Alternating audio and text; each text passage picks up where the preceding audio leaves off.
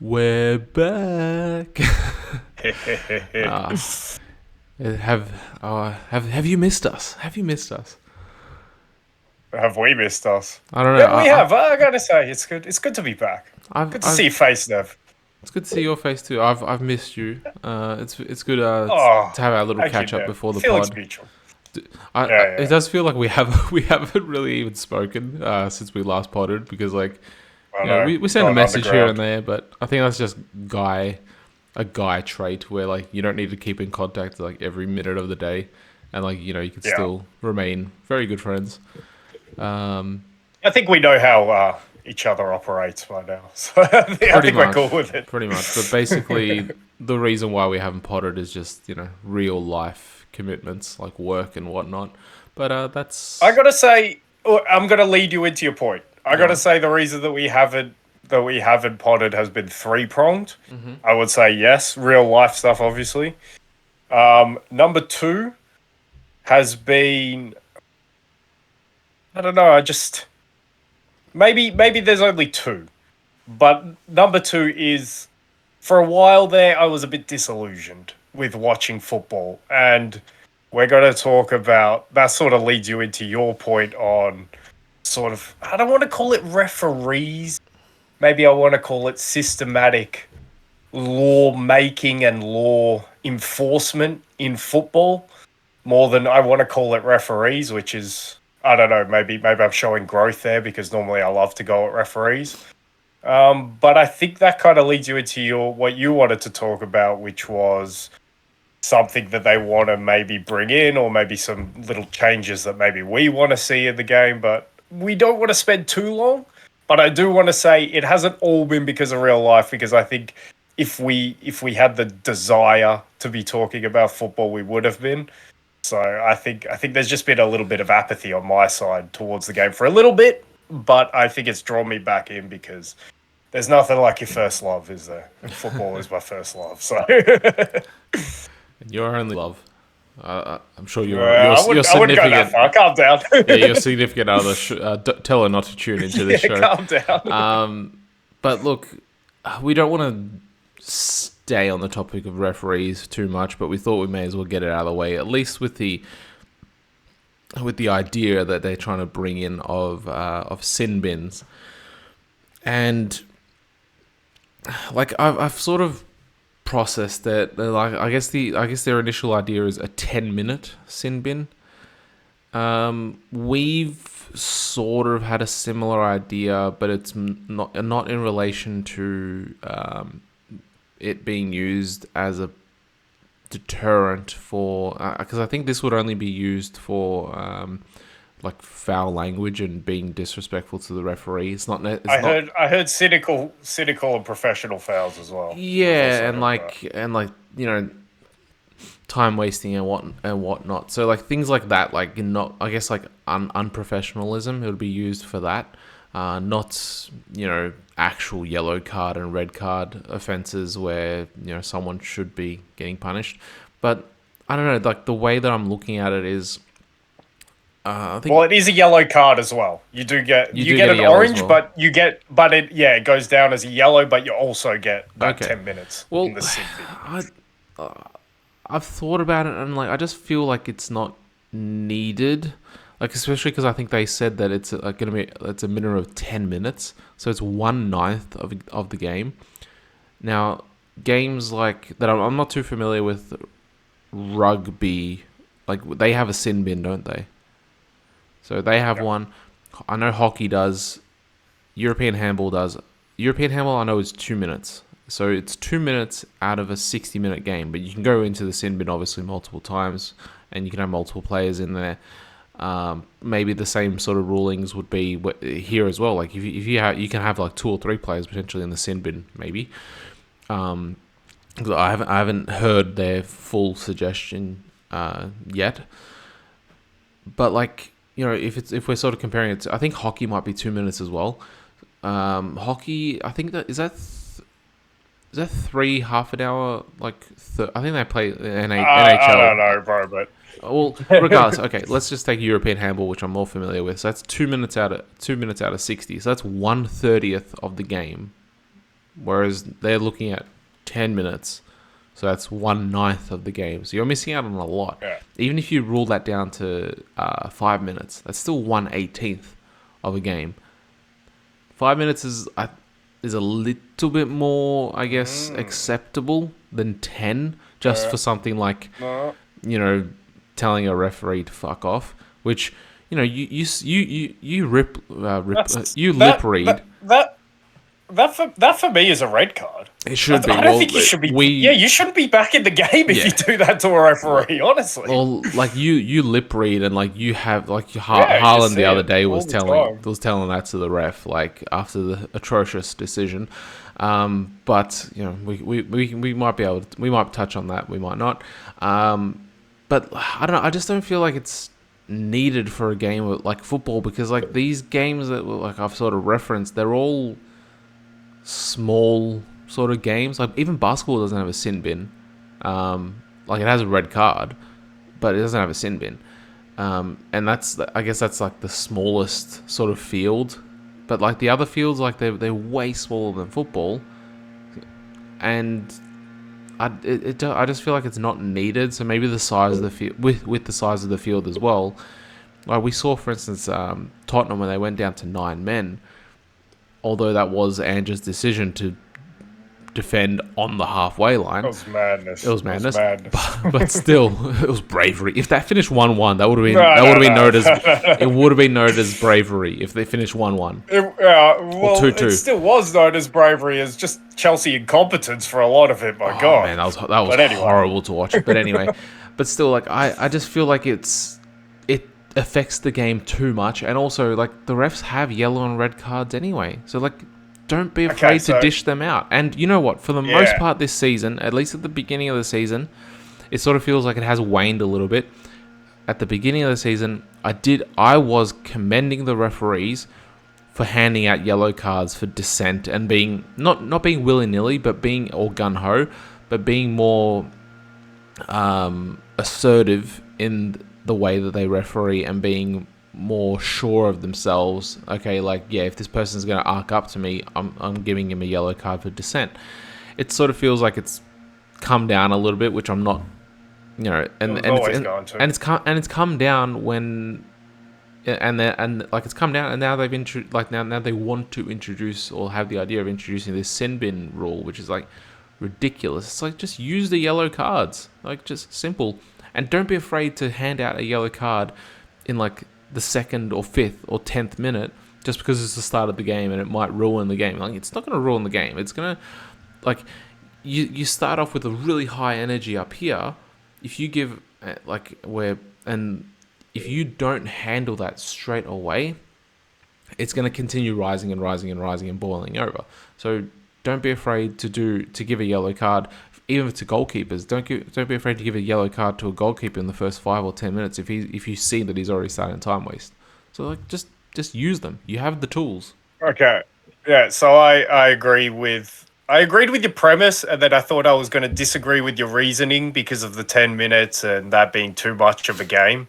But then you brought it back to the premise, which was it's unnecessary, and I totally agree with it. And I pretty much agree with it for the reasons that you just said. I think we need to see referees at this point, with how disillusioned, and I go back to it, I was with the game in the middle part. And actually the third reason, which I just remembered when you brought up rugby, was that the Rugby World Cup, the Rugby Union World Cup, was on over the start of the season, and I got hooked on that, and I realized just how much better that game flows than most football games. Now, it's not all football games. A lot of the time you can turn on football and the game will flow and it will be a good game, and we don't have to talk about referees. That's all good. And my thoughts on VAR, just quickly as a side, that I just don't think we need it in the game. I would rather get rid of it, to be quite honest. Let me butt in there. It's been abused. Would you keep it only for offsides? Because that's a black and white decision. No, but not the way we do offsides now. I would love to keep VAR, but I would love to keep it as a clear and obvious error. Clear and obvious to me means that you watch maximum 2 full speed replays of an incident and you can see straight away that you've made a mistake. If you can't see it in that time, you haven't made a mistake. Let's get on with the game. Because, like, players can complain about absolutely anything. Fans can complain about absolutely anything. It hasn't taken out the subjectivity of decisions. It hasn't done that. It's just ruined the flow it's of a added game. We more. can't celebrate goals anymore because they abuse what is there to use, which is VAR. The referees abuse the crap out of it. There was an incident in the Villa Bournemouth game that an offside that took, I don't know, 3-4 minutes. It's like, that's way too long. We can't be doing that. So that's my side on VAR. But in terms of this 10-minute sim bin, I agree it's unnecessary for what they're saying.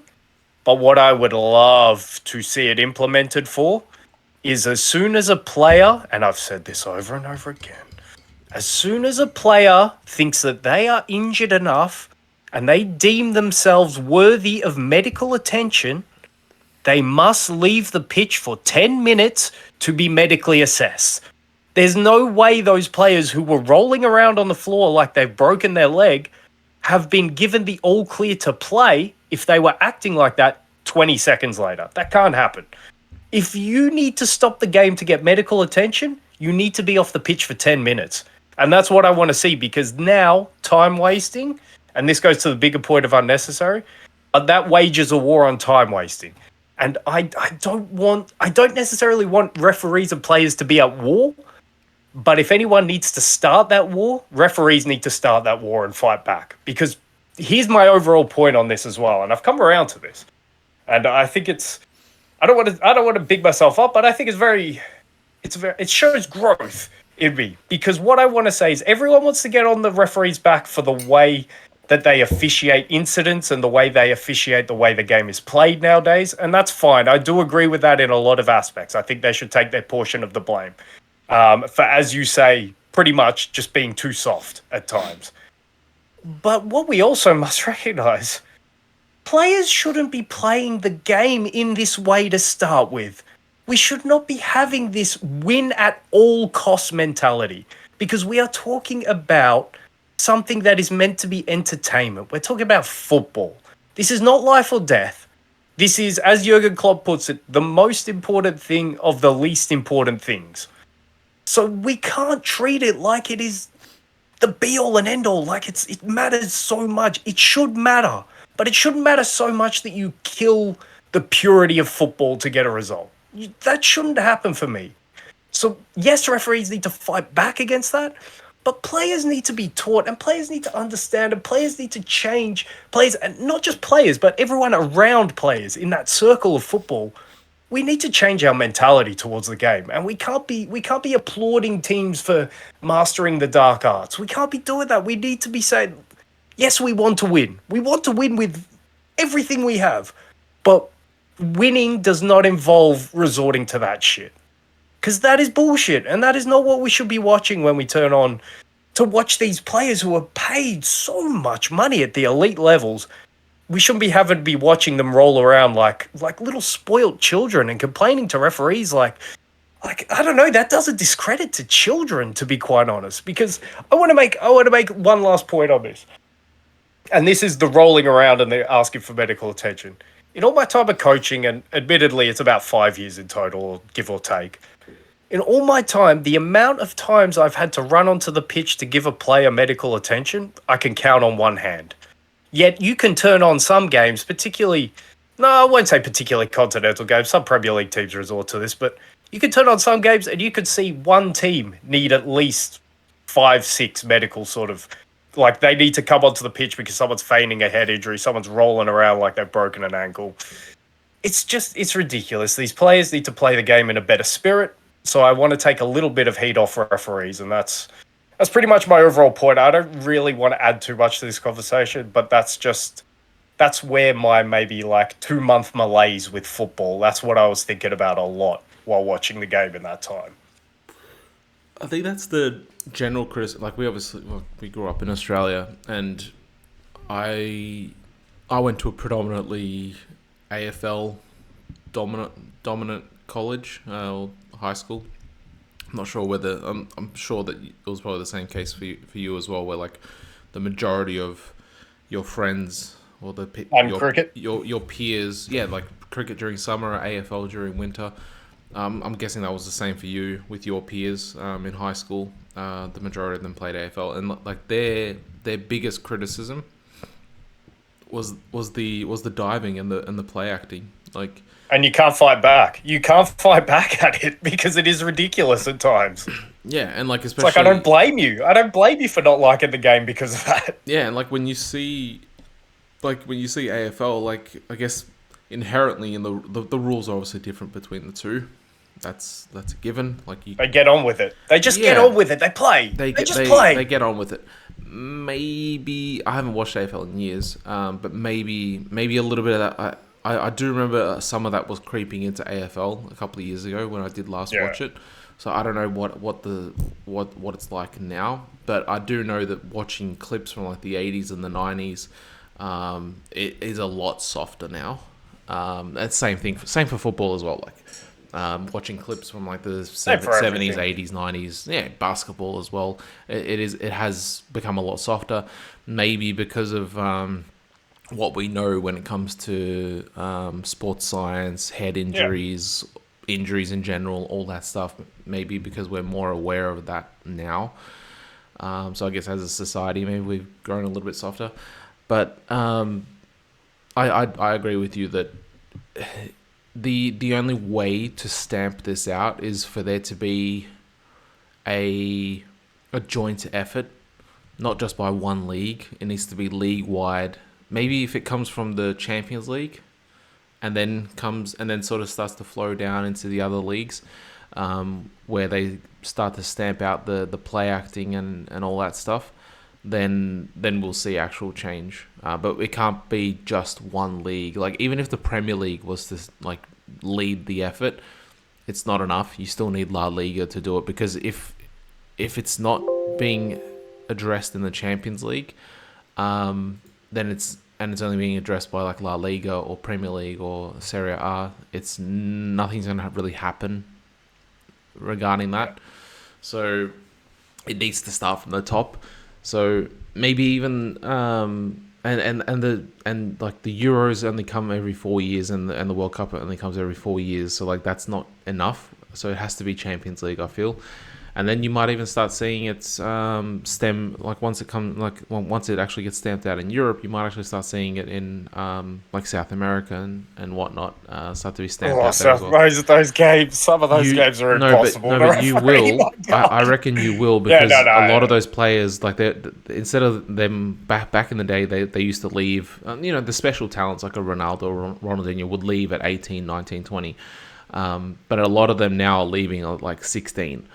Like really early, so they need to get adjusted and acclimatized to how things work in Europe, where the big money is, so that they'll start to adjust things there. And then also when you start seeing it at the international level, like with a Brazil, if they see that we can't get away with this shit at a World Cup, they're going to quickly change. Just. Oh yes. I was just gonna say, like, sort of slightly bring it back to VAR, like you mentioned with the offsides.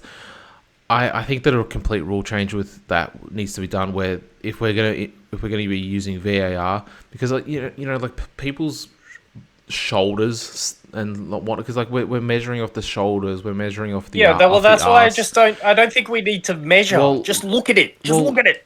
Look, it's easy. Well, the thing is, like, those things are sort of hard to measure. I think the easiest thing to measure would just be going off the boot. Like, just going off the furthest point of the boot. That's it. Just go off what the lines person said, unless you look at it and it is clearly wrong. It needs to be clearly wrong. Well, there are those things. We don't need to measure it. If we need to measure it, we go off what the referee said. Yeah, let's play. You mentioned Aston Villa Bournemouth, and like it took like 3 or 4 minutes for them to get an offside right. But the thing is, like, the Premier League for whatever reason didn't introduce the automatic offsides, and they get it right straight away in the other leagues. So I reckon change the way the offside rule is written to say only the boot, because people, like, I think was it last year or the year before, leaning forward, all of that. Yeah, like and also like a player got punished for like, you know how you point where you want the ball, Yeah. like, and because his arm was extended, I think like they measure off the end of the sleeve, like that was the starting point. It's like, that's bullshit, man. So yeah, I think just use the boot. Like the boot is and that's it. So for the defender and the attacker, or if you want to like almost completely eliminate the need for VAR, a challenge system like in tennis, and you have like, I think in tennis you have 10 seconds to respond. Like if you don't respond in 10 seconds, your opportunity's missed. So either the I don't mind the challenge. I'm good. I don't mind. but I'm the good thing with is the like you challenge. can't. How many one a game? No, And you just keep two. it if you get it right. Yeah, two. No, I think reckon. two is fine. No, I reckon one, and you keep it if you get it right. Okay. Well, look. The thing is also, I think you have to have a time limit of how quickly you can actually challenge, because of you know course. how now they have the tablets pitch side, so like the staff can actually like rewind the game and see. Well, yeah, they should. They should. So I reckon they're they not should allowed to outlaw sit. that. Oh, yeah, I don't reckon they should be allowed to have that at the touchline. Yeah. You shouldn't be And privy to that. but footage. also that's why, like, because I think there is a slight delay in like the live game, and also like no matter where you're watching it from, like there's like a 10 or 15 second delay, so that would stop them from being able to go back and watch it. So I reckon like your captain or the coach needs to respond within 10 seconds or 15 seconds, like in tennis, and then if you don't respond within that window, that's it. Your opportunity is over. Yeah. I agree. I agree with that way of running it. If that's the way you want to go, and yeah, a challenge would But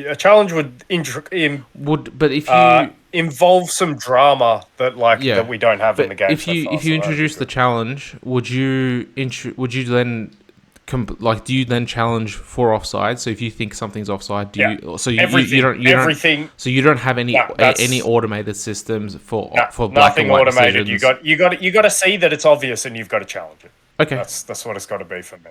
Okay. Now, just with the challenge system as well, would you leave the referee by himself to analyze it and rewatch it, or would you allow both captains to be explaining their sort of side of the story and sort of be in his ear? Or would, I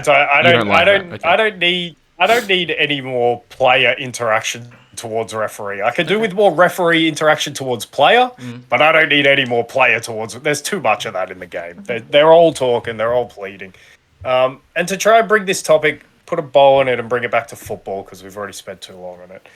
But what I would love to see is just like I said at the start, the systematic sort of law making and law enforcement in the game. I just want them to tilt the balance a little bit back towards defenders, because the balance is way too far in the favor of attackers now. And I want to point out the Newcastle PSG game from the Champions League. And I know people will say, hey, Newcastle was so negative. They sat behind the ball. They just defended the whole game. And 8 years ago, I would have said exactly the same thing, because I was criticizing Atletico Madrid for doing pretty much the same thing. But as I've gotten older, and as the game's gone more towards attacking and more towards goals, for sort of goals that aren't deserved, because we're given these soft penalties, we're given these stupid penalties, which is in many cases just far too much of a punishment for the infringement that's actually occurred, and for a goal that changes the whole complexion of not just that game but the group. I just want to stop seeing that be given as penalties. I just want the balance to go back penalty. In. Oh, it was ridiculous, and we see too many of those handballs in Europe this season. Yeah, it was ridiculous, and I just want to see, because Newcastle. I know that you can say they were negative. I know you can say PSG had so many chances to win the game, but they did put everything into defending that 1-0 lead. They put absolutely everything into it, and they deserve, for me, to come away with a 1-0 win. And that was taken away from them, I think, undeservedly, for a stupid decision, first of all, but a stupid punishment for that. Even if it pops up and hits his hand from something that's flashing to who knows where that ball's going, I still don't think you should get a spot kick, which is 75 to 80% chance of goal. So I know we've talked about that as well, revisiting penalties and all that, but I just want to, the overall point is let's reward defensive play, but you know, a little bit more. You know what's interesting though? The very next day, there was pretty much the exact. probably it was actually the exact same decision in the Arsenal game, Arsenal Lons game, and I think that was at 1-0 as well. So it would have completely changed the complexion of the game, where Lons delivered a ball in from the side, and then I think Havertz sort of miscontrolled it. It hit his thigh, and then obviously when you're jumping, like you have your thigh up, and then you have your hand like there. So it hit his thigh first into his hand. So slightly different. Like the Livramento one is should even more not be, because he's chipping it into from point blank range. He's chipping it into his chest, and then it rebounds into his hand. Whereas this is like it's being floated in from like 30 yards, and then like the player it like deflects off his thigh into his hand, and that wasn't given. And crazy. That's probably the inconsistency. It's weird. Probably no, but I think it also might be because they realized how much of an uproar there was the day before, and how much of a mistake it was the day before. So then they decided to change things. Maybe, I don't know, or just a different referee, different interpretation to the rule. Because I heard apparently, like I heard later that night on the Newcastle game, Jason Cundy, I think he said that I think they changed the handball rule, like UEFA changed the handball rule this year, or it's either this year or it's for next year. But I'm pretty sure he said it was for this year, and the rule is basically like a handball will not be given if the ball is like deflected off the player's own body into his own hand. So it's like, I think the rule like clearly says that. So it's like, how the fuck was this given then? Like, but and that's actually what annoys me, because Marciniak, the referee who did the World Cup final, he actually had an excellent game to that point. And the thing that annoys me, he was still having an excellent game because he didn't give a penalty for that. Yeah. So, like, it annoys me that he went to the screen and thought he made a mistake because he didn't. And he was just having such a good performance to that point that it didn't need to be ruined by VAR, which for me it was. Well, the thing is, he's ultimately, like, he could have stuck with his decision. He could have said, like, no, I'm like, this isn't a pen. So maybe the person in his ear was really convincing. It's like, nah, man, this for me is. And then like he started reading an old rule, not knowing that they changed the rule this season. I don't know. But you know, can I just say at this point, go. And this is our segue. This is where we get into football. The worrying thing is we're 27 minutes 30 into a pod. I've praised a refereeing performance before I've praised a footballing performance. So that is our cue to get off the negativity, get off the referees, get off this topic. Let's just finish up with one thing. To Newcastle, calm as a bitch. So fuck them. You weren't happy about that one, were you? We've missed a few, haven't we? Tottenham, Liverpool as well, obviously. Tottenham, Liverpool. I remember like the red card. I went through all the stages of emotions through that one, and by the end, and the offside. I'm still there, but by the end, I just love the pure comedy of it all. It's just great. Good process. Good process. Good. But all right, hang on. Gary Neville. Oh no. Oh no. Can we just quickly touch on the Liverpool Tottenham one, just really quickly, and then we'll go into other things. Make it quick. Firstly, do you? Matthias doesn't believe that was a red card. Like, and obviously, if the goal stood, the timeline of events would have been different. So Harvey Elliott. I think it was Harvey Elliott, or was it Curtis Jones? No, it's Curtis Jones. Curtis Jones doesn't make that tackle because you guys are 1-0 up and whatnot. I get that argument, you know. No, we scored the goal after. No, you scored the goal before. No, we scored the goal after. We were down to 10 men when we scored the goal. No, I'm pretty sure. I'm like, it was just before half time. We scored the goal. I'm like 99% certain that the disallowed goal was the disallowed goal. You would need to look at the match log. Yes, the disallowed goal that is the comedy. That was scored. That was scored. No, that was scored before the red card. Okay. I'm like almost 100% certain that was scored before, because I remember thinking like that red card never happens because, you know, obviously you guys are 1-0 up and then you're probably playing at a different intensity and whatnot. But was that a red card for you, the Curtis Jones one? Because for Matthias it wasn't. For me, it is.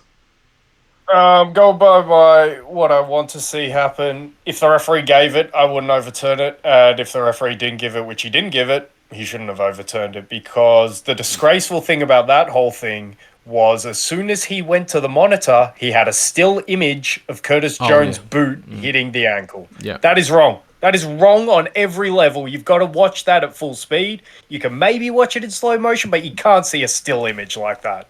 That adds no context to the image that you've just seen, which is Curtis Jones gets the ball, he goes over the ball because he hits the top half of the ball, and then he rolls into the ankle. But you know, So it's I don't think it should have been because it wasn't given, but if it was given on the pitch, fine, I'll make peace with that decision. what's interesting. I think Arsenal City was either the next day or the following week, and then like Kovacic has like one debatable red, but like two clear yellows for like the exact same tackle, and he doesn't get punished for the second one. He only gets punished for the first. It's like, man, like, and it's almost the exact same one as Curtis Jones, except he's coming more from a side angle because he's sliding rather than from an up to down angle.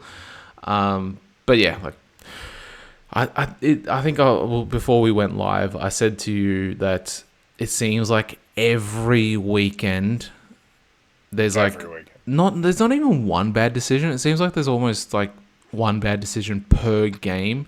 But then, like, I guess now that I've said it out loud, isn't that generally sort of how things are? But maybe because we have VAR now, there shouldn't be really any bad decisions because there's more refs looking at the game. The actual ref can go to the monitor. Yeah, but it's still subjective. It's all subjective, and then my problem is I'm not saying that it was like better in terms of getting it right in the old days. I'm just saying the flow of the game was just so much better.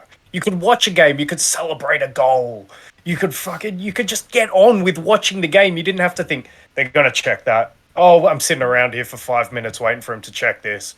Oh, the flow of the game's just killed. Like, we don't need it. We don't need it. Like, you'll get to the same percentage of decisions that you get right or wrong, which there is none in these subjective matters sometimes.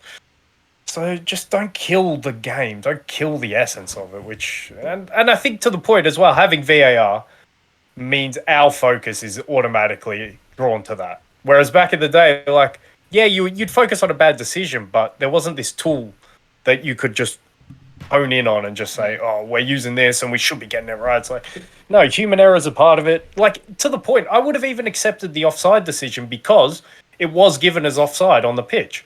And I thought it was clearly onside, but it was close enough that you can accept an error there. Maybe. But anyway, I've absolutely exhausted this topic, I gotta say. I'm done. We spent way too long. It's half an hour. Way too long. Well, we're just getting the talk out, pretty much. All right. Yeah. I'll let you transition to what you want to talk next. And look, all right, and we're not going to go into like, Caleb's European corner. Let's just take a no, we're not doing overview. reviews. So maybe have another half an hour talk so we don't keep people here for 2 hours. Well, roughly. As long as they want to be here. You can turn off at any point, everyone. My question is to you, to start with what we've seen at the start of the season. It's a simple one. Who is the best player in the world right now?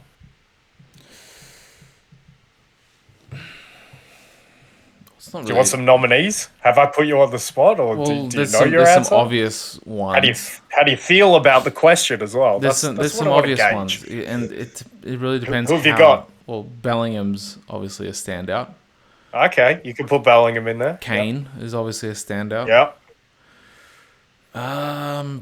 Saka I think is a standout. I know he's had. I wouldn't. All right, he's been less of plateaued a bit. He's been less of a standout than last season, but like I think he's like the most fouled player in all of the top leagues. He gets a lot of attention, and also I think there was 3 or 4 games that Odegaard didn't play, so he had less of a link up on that side. So I think that's around the time that he sort of started to wane off. But dude, he's always getting at least double team, if not triple team. So, and for him to still be scoring goals, I can't remember Salah ever having that much attention to him. I like Well, you watched a lot more at Liverpool than I did, but I honestly can't remember Salah having that much attention on him. Obviously, he would do you get want double to teamed, but it seems like every time Saka gets the ball, there's always two players there. Always. do you want to have this debate now, or do you want to wait till we do teams of the season to talk about this? Well, you can bring it up slightly if you want, but those are probably like the three nominees. I'm trying to think of any others that have really been No, standouts. there's more than that. There There's a is. few more that you've always got to put Haaland in the mix, don't you? Look at his goal scoring this season. Yeah, but it's less than last season, so that's probably why. Maybe he set the bar too But high. he's still And operating at over and one a it's game, without. or is it 1-1 now? I think it's 1-1, I think he's still over and it's one, without De Bruyne as well. of course. No City Um, players have really impressed me though. well, there's been a lot of momentum for Bernardo Silva recently after the Yeah. Athletic Football Tactics show made a little pod out of them. So, Mm. so I think he is a nominee. I think.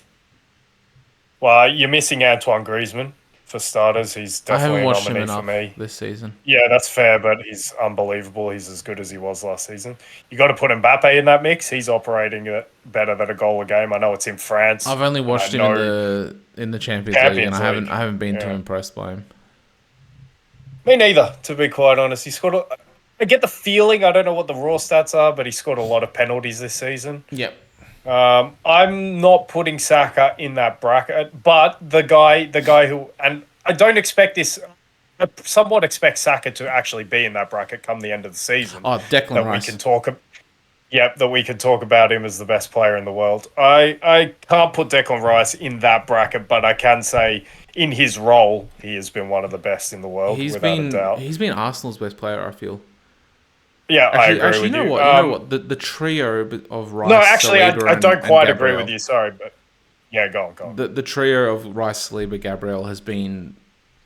We finally have a spine. It feels like. Well, the other guy that you mentioned in that Saliba, I think would be a player actually worthy of being in the bracket of best player in the world because of how highly I value centre backs, and he has been the best centre back in the world this season so far. So I would put him over Rice as Arsenal's best player, but they've both been unbelievable. Saka, the only problem with Saka, I wanted to see a little progression this season, and I've seen a bit of a plateau. Like I said, I don't expect it to continue this way. I expect him to come on as the season goes on, and I expect him to be in that conversation at the end of the season because we all know how much I love Bukayo Saka, but I just feel like, okay, now he gets double teamed. I want to see him sometimes, and sometimes he does do this, but sometimes I just want to see him break through a double team. I want to still see him scaring the life. I want him to show oppositions that a double team isn't enough. I can still beat a double team. That's not enough for me. You know what's all And I right? get that it's gravity and it opens up space for other players, but I just want to see that little progression to it. And did you know that? You saw the news of like how many games he's played for Arsenal already? Oh, he plays every game. But do you know how many since No, since he made his debut? Yeah, go on. He's made 200 appearances, and he's like 22. He plays every game.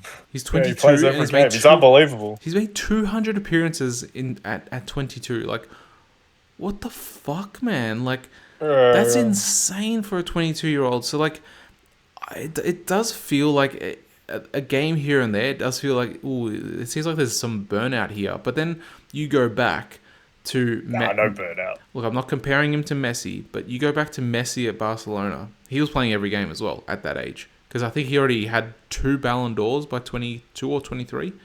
So I know Messi's an exceptional talent, but like in terms of just But so is this guy. He's not Messi, but he's exceptional. That's we're talking about skill level here. But then if we talk about just physical attributes, physical attributes is like anyone can really achieve. Like anyone can achieve a physique of like I maintain this position that anyone can achieve a physique of like having pecs, having a six pack and looking like a natural bodybuilder, not the complete unnatural ones. If you train every day, you eat well every day, you can have that physique. So maybe he can then play every single game because talent doesn't come into playing every single game. That comes into mindset and physicality and the way you train, not your talent itself. So, but yeah, but then obviously burnout can happen, and maybe you've seen signs of it here and there. But you know what? I think I wanted to mention this last year or 2 years ago. Do you remember Maxim from Chelsea? Yeah. Exceptional talent, but just didn't have the physical attributes. And sometimes when I watch Saka, I get that comparison where it's like, okay, there's talent here, but the physical attributes just need to catch up with him so that he can, body into a player, take a bump, and still continue going. Sort of like a Ribery or a Robin. Like you remember, like how those guys could just like and like a Ronaldinho, for instance, like they could actually like body someone and still keep on dribbling with the ball at full speed. I don't quite see that with Saka yet. You saw that just run through the fouls a little bit. Yeah, you started seeing that. You started seeing that with Messi at like 24, 25. When he put on a little bit more, the muscles matured a little bit. That's still, but Saka's only like, I think he's 23 this season, or he's turning 23 this season.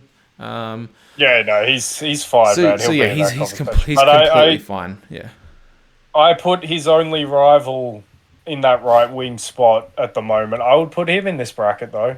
I might not quite put Saka, and that's fine because Saka's so young and he's going to get there. But I would put Mo Salah. He could be in this discussion for the way he started this season.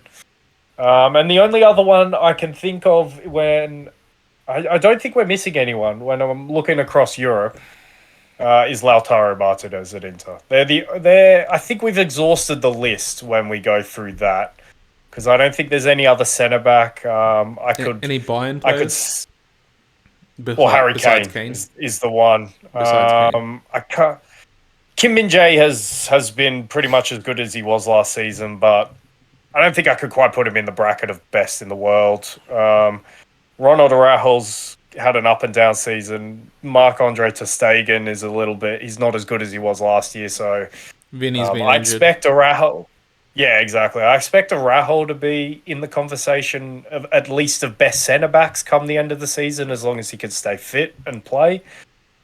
He, for me, can easily be as good as Saliba.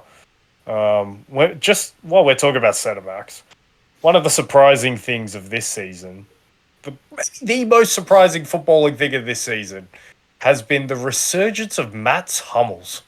And spoilers, he's going to make one of my 3 teams of the season so far. I thought this guy was washed, but this guy has been defending like a colossus, like the Mats Hummels of old. He has looked so good this season. I know Dortmund are a little bit shaky, but they're a lot less shaky with him playing the way he plays. So, anyway, that's a side note. I think we exhausted the list, but who out of our list, to put a bow on the question, who would you give the edge to right now? Because I think it's clear for me. Would it be Harry Kane? Because isn't he leading? It is Harry Kane. He's leading the assists and the goals, isn't he, in Bundesliga? He's unbelievable. I honestly, I've seen a fair few good strikers. I don't think I've seen a striker as complete as Harry Kane. He does everything. He can play as a 10. Before you go on, he's Rooney-esque, but he's better. For me, his peak is higher. Do you think? Because I think, remember before he made his move to Bayern, Benzema was leaving, and we were discussing the 2 perfect teams for him would be Bayern or Real Madrid. Do you think he would have been? Do you think Bayern is the right choice, or do you think he would have been as impactful and had the similar or the same numbers at Real Madrid? What do you think? There is something to be said about how apparently easy it is to score a lot of goals in the Bundesliga. There is a little something to be said about that, but I don't want to take credit away from him or anyone who's done it in the past. So maybe the numbers in terms of goals are slightly less in La Liga, but not much. I wouldn't be surprised if he'd be already on 15 goals in La Liga and a lot of assists, given... Who knows whether Vinny gets injured if he goes there. But if he's playing with Vinny, if he's playing with Bellingham, if he's playing with Rodrigo the way he's been playing this season, if he's playing with Valverde, who loves making a run forward, Even Danny Carvajal's been great at making underlapping runs forward this season. If he's playing with all those toys, I find it hard to believe his impact wouldn't be pretty much the same at Real Madrid. And that right there is probably why, if his impact could be as great as it was at Tottenham last season, with a Son who was badly out of form, then man, this guy, he can just do it under any conditions, and he can do anything that you want of a striker. And if you give him toys to play with, as we're seeing at Bayern Munich this season, he's unstoppable. He gets great, he gets good Muller numbers, but he can make the play as well. That's insane. That is just insane, and I'm here to give him his just rewards by at this point of the season, at this time, and you have to have done it for a while now, and he was doing it last season as well.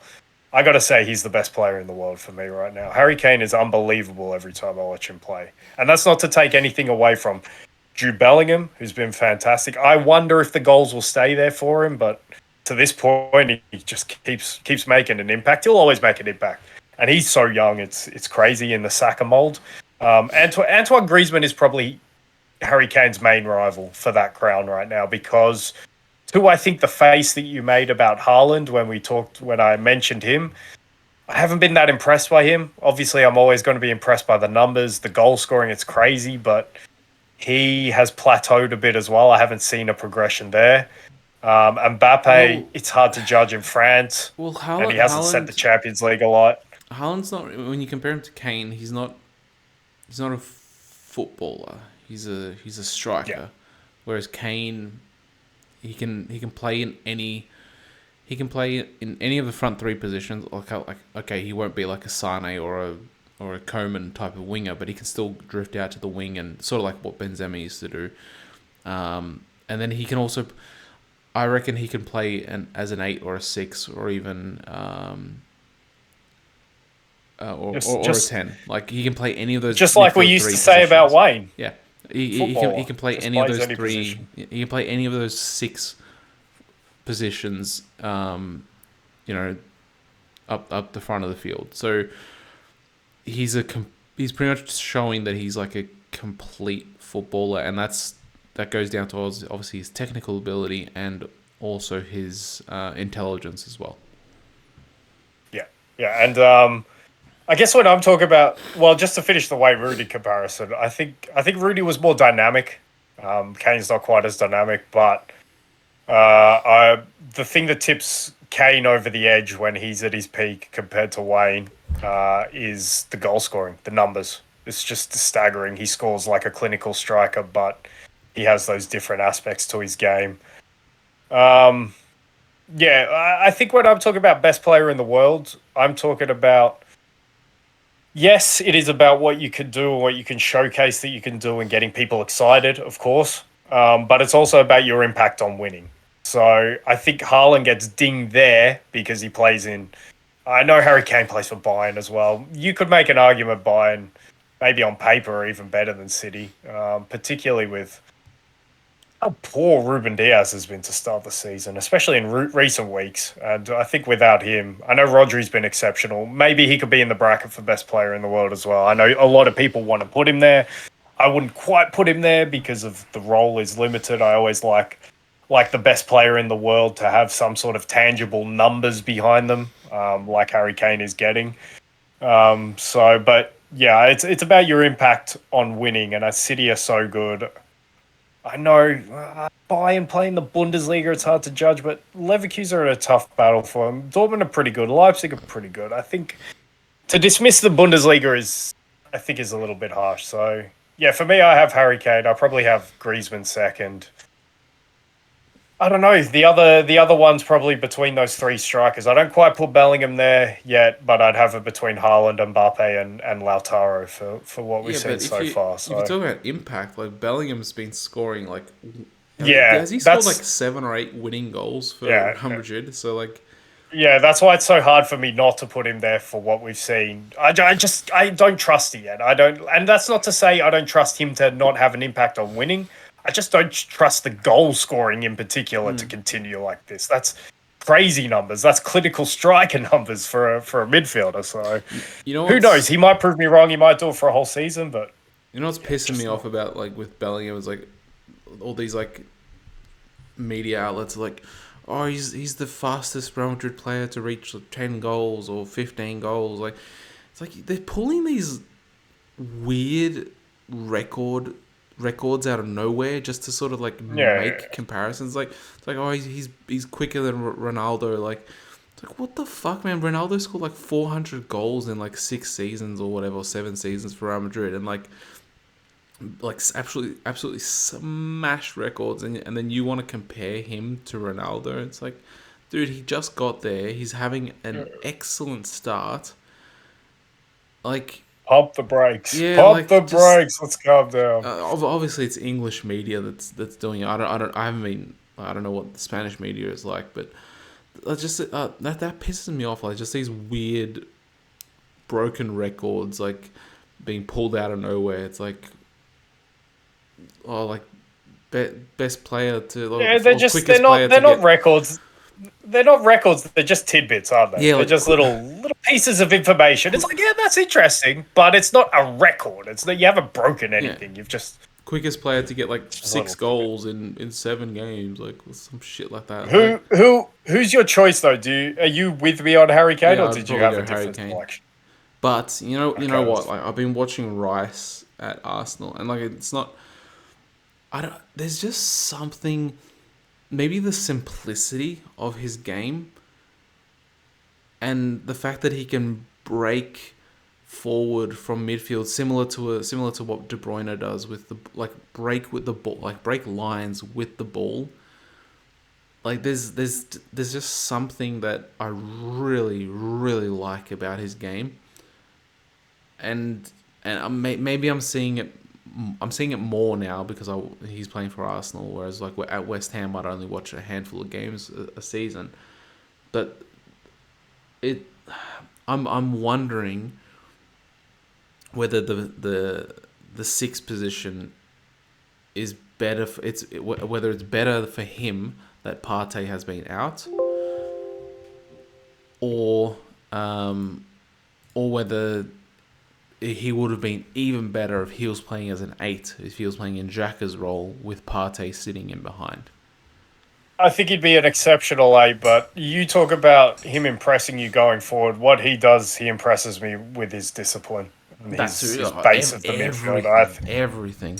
Because he and we've been saying this for a few seasons. He's one of those rare, maybe not so rare players. Maybe they're the type of players that we're breeding, but he does the work of two players in the midfield. And when you can have that, now you all of a sudden you can have Odegaard and Havertz either side of him, or you can even have Jorginho next to him who is lightweight. So what always impresses me is the defensive work. I see your progression would be to put him in an eight, and I think he'd be exceptional. I don't actually think he'd be as high on the list of eights as he is on the list of sixes. He's much higher on that list for me than what I believe he would be. Maybe he could surprise me if he played that position week in, week out, obviously.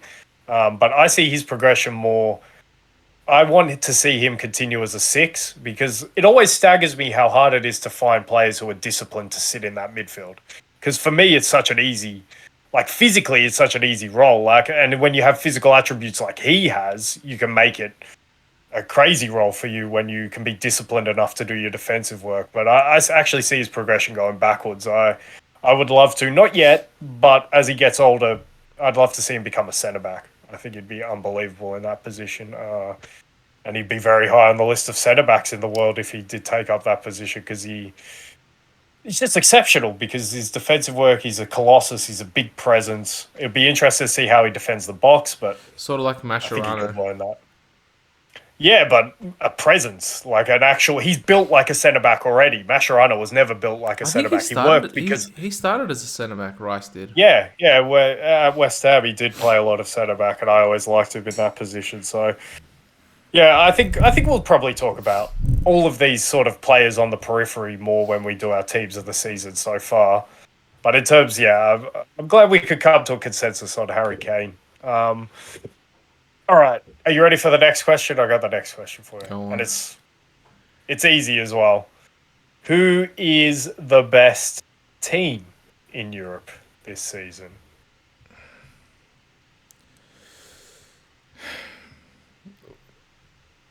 I'd love to say Arsenal, but you remember how we always used to go off the eye test last year, and like Arsenal, I reckon eye test it was between Arsenal and Napoli, like just watching either of those two teams play, and they looked like Particularly early.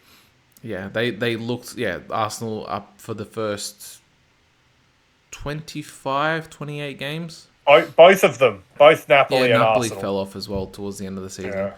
Um, but this season, there's something different about Arsenal this season where they're playing something that didn't happen last season is that they're playing badly or they're playing not up to the standard that they set last season, but they're getting results.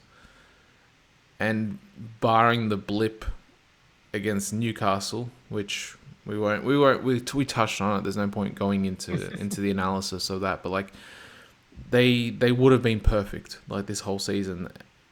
I haven't watched enough of Real Madrid. I know they're top of the table. You've only watched like a couple of Girona games. They're apparently impressing a lot of people. I did watch a little tactical breakdown of the way they play. Like the way that they're pretty much doing like similar rotations to what like Arsenal and City do, where like they're bringing the left back into the midfield or the right back, like they're pretty much doing those same rotations, and then like the defensive mid drops in between the two centre backs, the left centre back pushes out wide into left back, and they're doing pretty much similar rotations to what those two teams do. But I guess they're doing it without any household names, and that's the thing that I guess that's probably why they've been so surprising. Like you look at, for instance, Real Sociedad, was it David da Silva who joined 2 seasons ago, and like David Silva, yeah. David Silva, Yeah. David, But he's retired. David, I know, but like David Da Silva, I know, but yeah. you know how sometimes like you get these teams that like they're a decent team, but then you add like one like world class and Da Silva, David Silva was. I don't know why I keep wanting to say Da Silva, Yeah, I know. but like David Silva, He was. he He was was, world definitely. class. Like he was, And he brings more eyeballs to the team yeah. because of the But name like, he is, but like obviously. sometimes when you add one of these players, like an Eric Cantona at Man United, like it just like elevates the rest of the team. Like, just adding like this world class player, and like Girona don't have. They didn't sign like for instance like Benzema ending his contract. It's not like he signed for Girona and then like all of the other players are elevated, or like one of these players is like close to retirement and he just raises the belief, raises the motivation, raises the work ethic of the team. They don't have that. It's just like a team of relatively unknown players. At the end of the season, the team's probably going to get decimated in the transfer market. But they've been really impressive because of that, and I might actually start paying attention to them now because at the first like 5 games, for instance, you're like, okay, like they're pretty much doing what Brighton does every season. Like when they win the first 5 games, they beat like a household, like a big name team, but then they start to fall off. But these guys I think they're a point behind or equal on points with Real Madrid, so they're still there, like after 14, 15 games.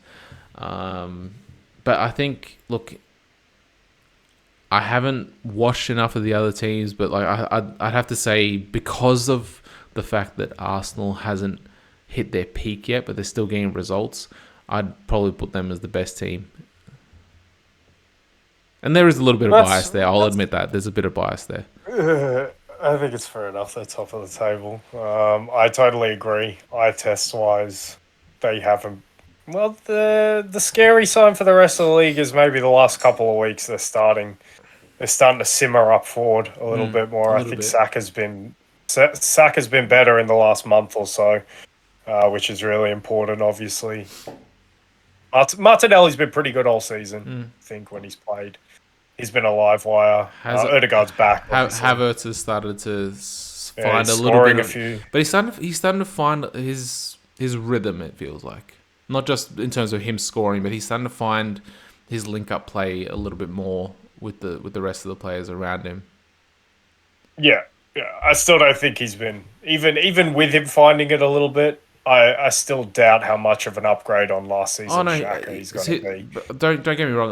Like Yeah, if yeah, we're rating his performance out of 10, it probably would have just been like a standard 5. You know, like nothing great, nothing bad. Like he hasn't made any egregious mistakes of giving closer to away goals. bad than good, I'd But like, say, but like, until the last couple no, of weeks. but you get what I'm saying. Like he's just put in like a 5. You know, like Yeah, nothing great, nothing bad where he's given away a bad pass that led to a goal or anything like that.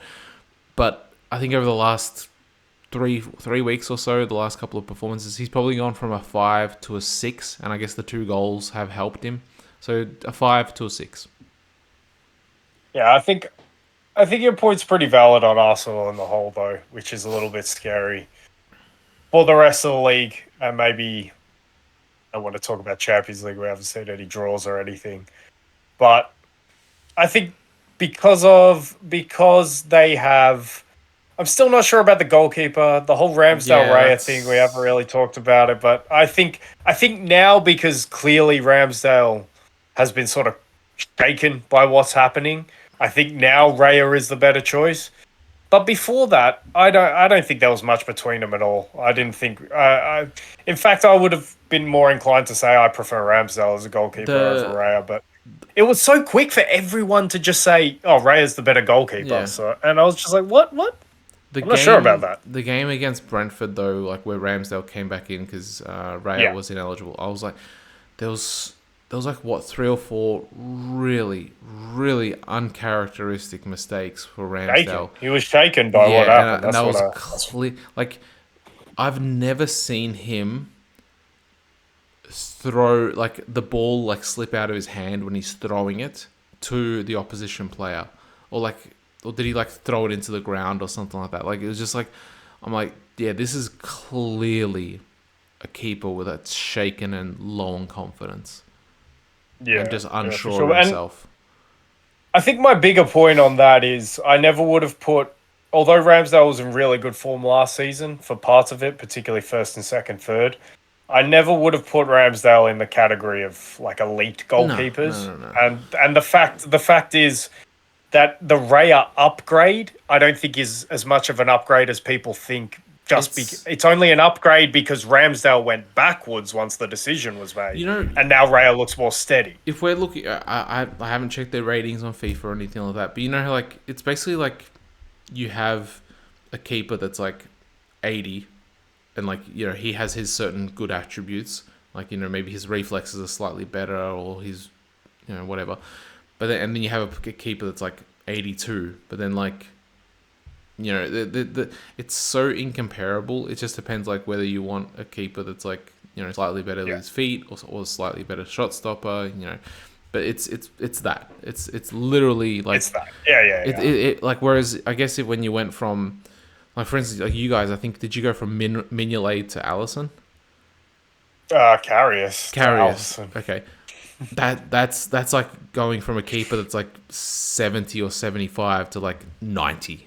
You know, like Yeah, it's exactly. like this is a clear upgrade, like clear. This is and whereas this is like you know, it's maybe it's an upgrade like Yeah, yeah.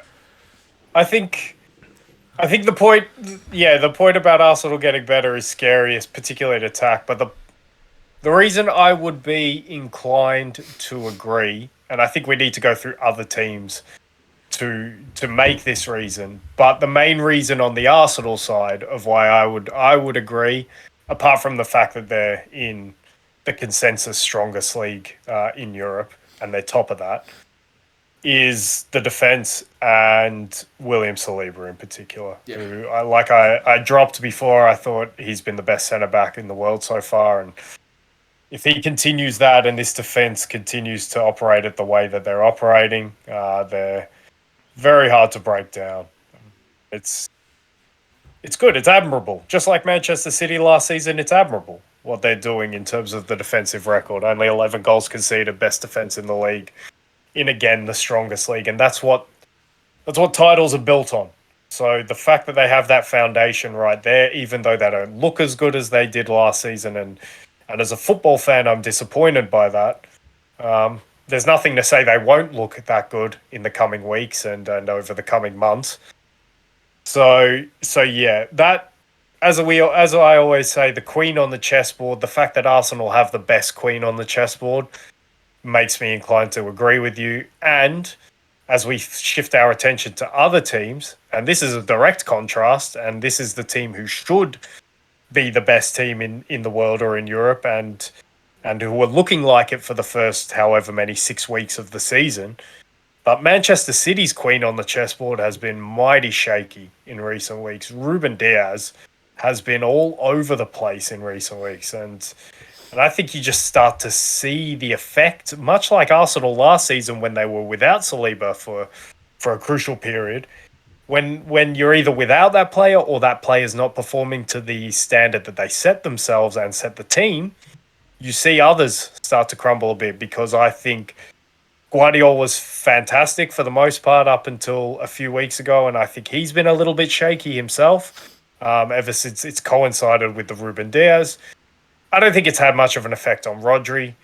Kyle Walker, I don't think it's had much of. Kyle Walker is such a useful asset for Manchester City. He might be Pep's most important tactical player. Honestly, the way he can use his recovery speed for defensive purposes because he's developed into such a disciplined third centre back, but he can also use his actual speed going forward and make up the numbers on that right hand side when needed. To allow Foden to drift in, I think is so invaluable to Manchester City.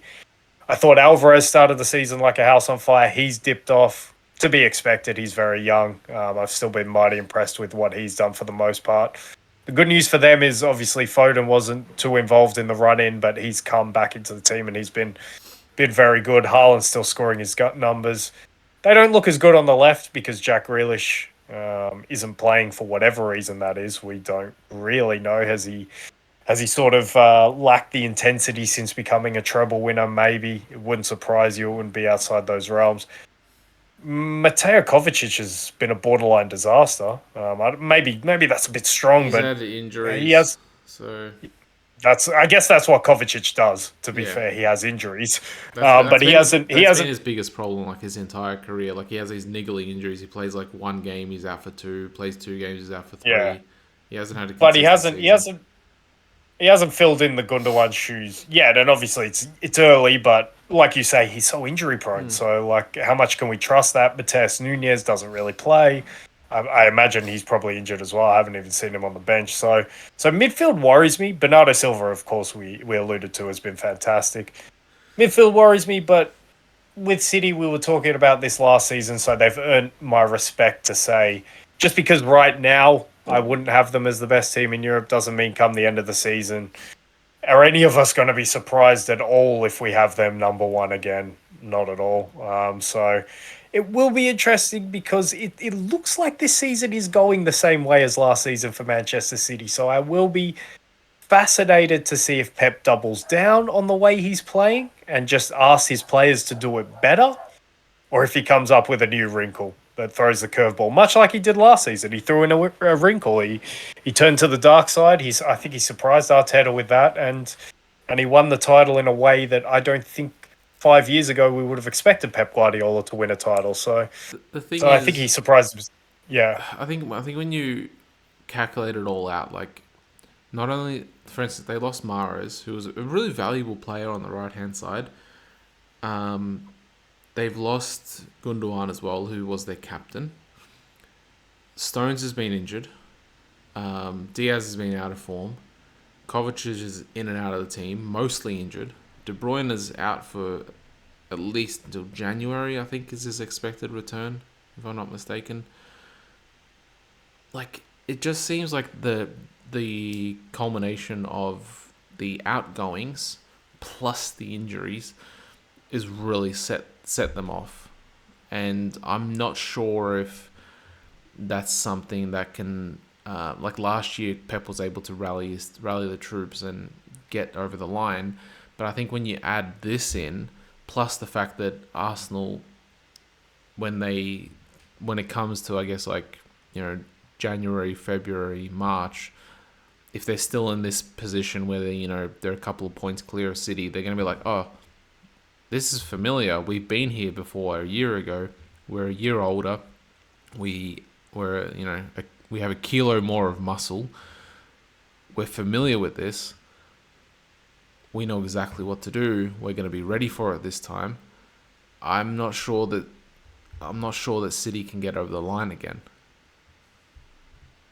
Yeah, I'm not doubting City, so they've heard that from I'm not me. doubting them, But but I'm just I saying. take it. I'm just saying. No, I take your points. I'd be more surprised if City did it again this season, and I'd be more not ashamed, just like sort of that fool me once, you know. Disheartened.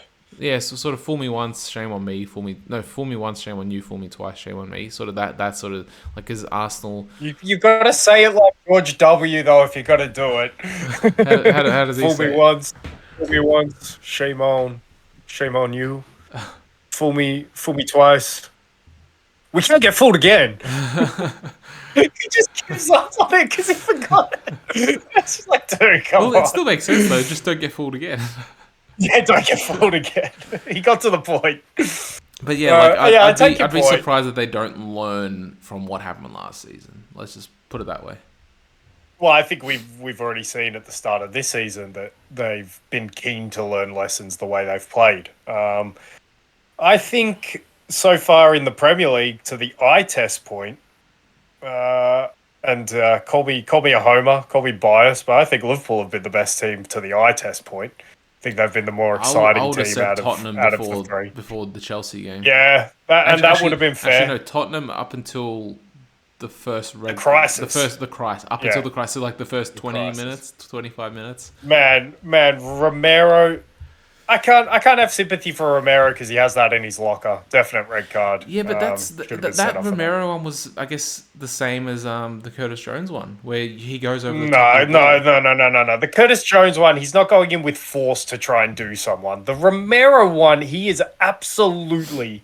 And the only surprise is he's trying to do his Argentinian teammate in Enzo, but he is absolutely trying to do him in there. It's a disgraceful tackle. And not the only, but the biggest reason I say this is because if it was another player, would I be more inclined to believe their innocence? Yes. It's Christian Romero, man. He does this all the time. All the time, he's so reckless. So I have no sympathy for that one. The one I have huge sympathy for, and this guy might still make one of my teams. In fact, I believe he did still make one of my teams. Can I guess? Van de Ven? Yeah, Van de Ven was fantastic. Yeah. Oh, he was so good when he came in, man. He's rapid. Oh, I know. He What was the Sven Botman last season. That's who he was. The impact he had on that team, he pretty much fixed their defense nearly single-handedly. It was crazy the impact he had. Destiny Udogu has been fantastic as well. He Madison was fantastic. Madison's He pretty got much on the like short Kovacic. list as well. He's like he comes in for a couple of games, then he's out for more Yeah. games than what he came in for. Yeah, he loved that trick at Leicester as well. Son was reinvented, so yeah, I could have gone with that eye test wide up until the crisis. Yeah, I think Tottenham would be that. That's not to say I think Liverpool are a better team than City or Arsenal, although they are in a position where they can start They can maybe challenge. jostling for that. They can Yeah, challenge. exactly. I reckon The- Liverpool this before you go on. I reckon Liverpool this season they will actually prove instrumental in who wins the title. Maybe not themselves. Yeah, Maybe, that's fair. but they will decide whether it's City or Arsenal. Yeah, and that point at the Etihad a couple of weeks back was a really good point that Yeah. Liverpool picked up. Similarly for Tottenham. The Tottenham point is unbelievable, to be quite honest. City really should be winning that game. But anyway, to the Liverpool point, I think we touched on it. Mo Salah, I think what I've loved about Mo Salah this season, it feels like he's made an effort to add assists. The partnership he has with Darwin, he would have so many more assists if Darwin could finish. But the encouraging thing is Darwin The just stallion. keeps getting into positions.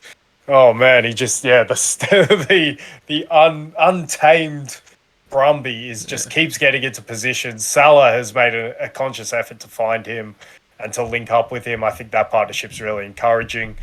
I think obviously the Soboslai impact was very important. Recent weeks, I think that's dipped off a little bit.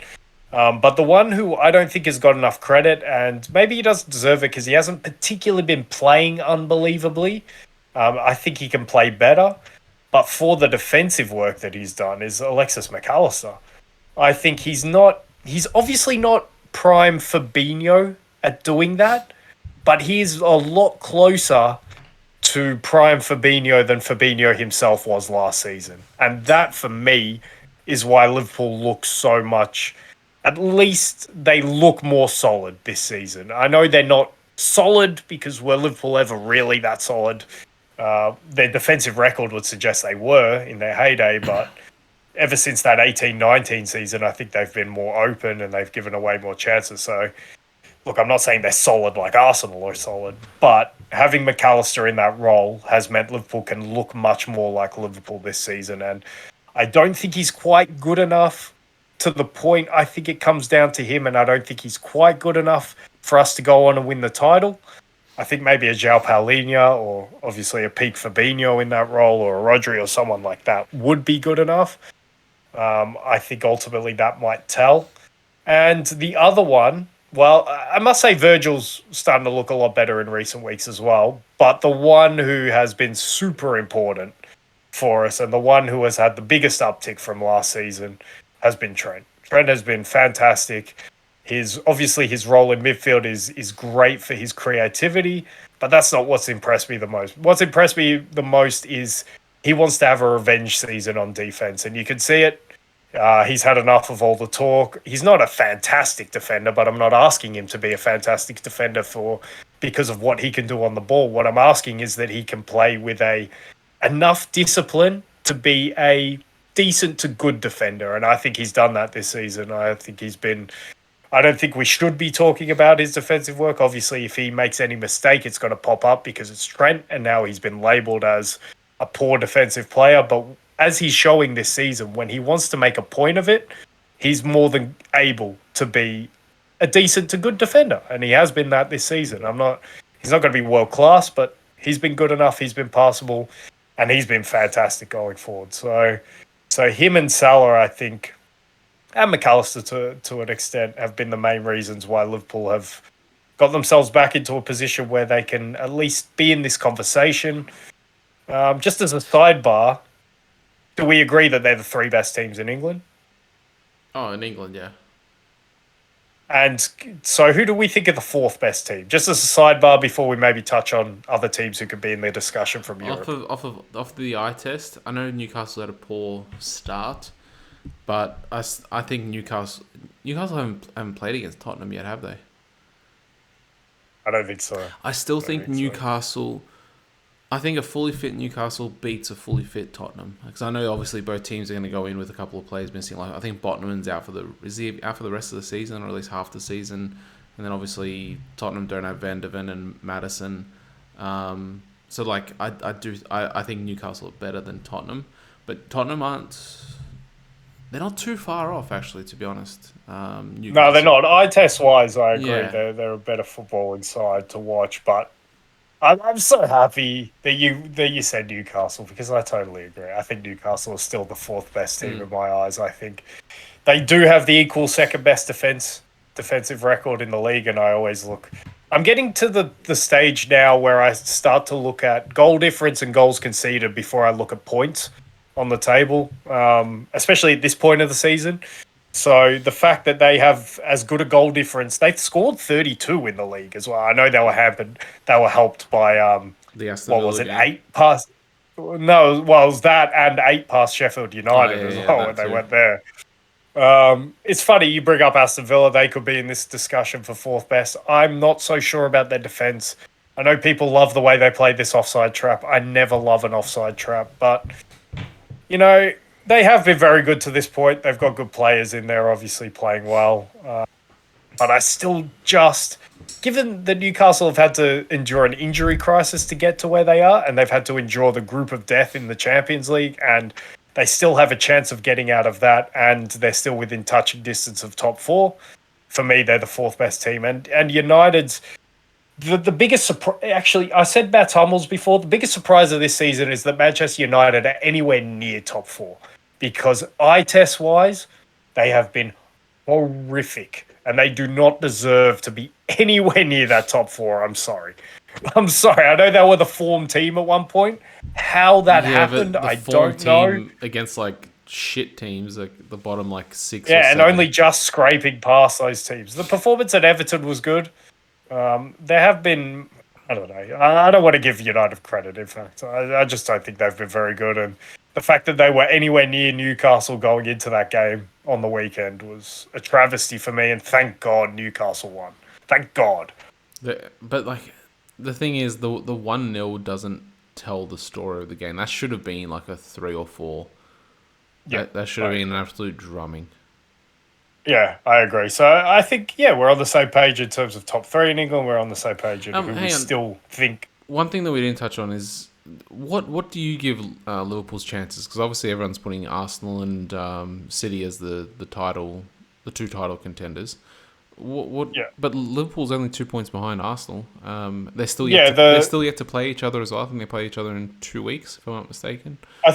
I think the correct comment for how I view it is Liverpool are rightly the third favourites for the title. How far behind Arsenal and City they are, I'm still not sure. I want to see this middle part of the season, but right now we're no lower than third in the Premier League, but we're no higher than third in the Premier League either. Yeah. And I know we're second, and I know Man City are below us, but I still, sorry, call me crazy, but I still fancy Manchester City a little bit more over Liverpool for what they've done in recent years and what Pep continues to do in those players.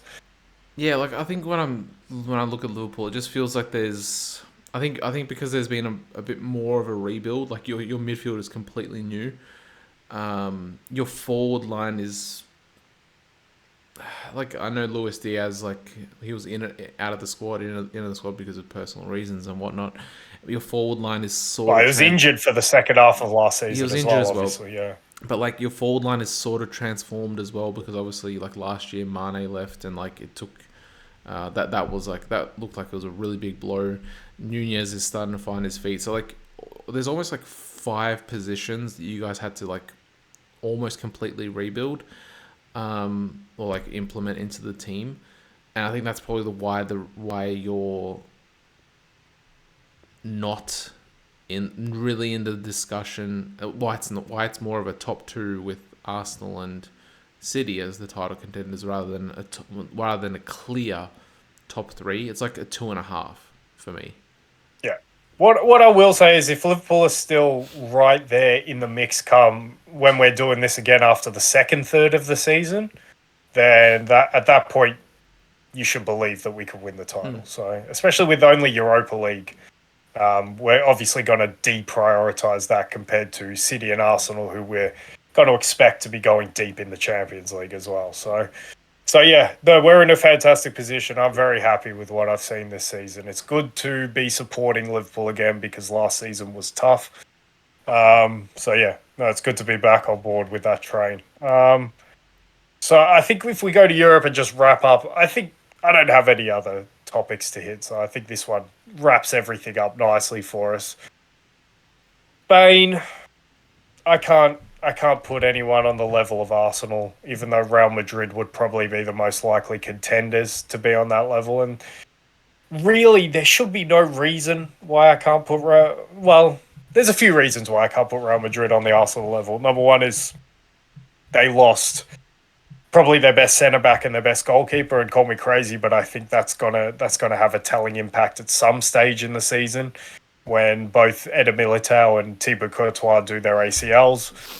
I think they're just two somewhat insurmountable losses. That doesn't mean I don't think they can win La Liga because their nearest rival, Barcelona, have had their own issues. But yeah, I think that will tell at some point of the season. They've been without even their young boys lately in Tchouaméni and Camavinga, and Toni Kroos has been fantastic this season. And obviously Vinny's been injured for a lot, and Bellingham's picked up a lot of that slack. Rodrigo in recent weeks has been fantastic. I'm happy to be seeing Brahim Diaz in the team. I think he's a better option than Joselu, higher ceiling at least. But yeah, Toni Kroos has been fantastic.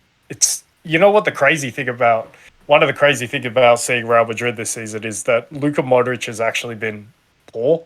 And like, I'm not having to go because he's a living legend, but it's crazy that, and it was to be expected. Like after the World Cup, after the season they had last season, trying to defend that Champions League crown, he's just getting on in age. But I've never seen him give so many balls away, easy balls. It's crazy. Like, it's like, is that Luka Modric? But what we got to remind ourselves, it's 38-year-old Luka Modric.